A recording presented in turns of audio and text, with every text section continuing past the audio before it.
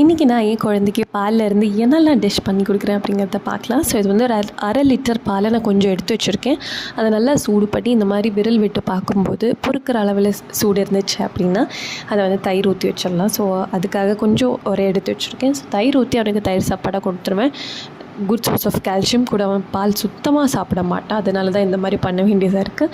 இது வந்து நான் பன்னீர் செஞ்சிட்ருக்கேன். பன்னீர் எப்படி செய்கிறதுங்கிறது உங்களுக்கு மோஸ்ட்லி தெரியும்னு நினைக்கிறேன். பிகாஸ் பால் நல்லா காய்ச்சும் போது பொங்கி வர சமயத்தில் ஒரு 4 சொட்டு லெமன் ஜூஸ் அதில் விட்டிங்க அப்படின்னா பால் நல்லா பிரிஞ்சிடும். விட்டுட்டு ஒரு 2 to 3 மினிட்ஸ் ஹீட்லேயே இருக்கணும். அப்போ தான் அதை நல்லா பிரியும்.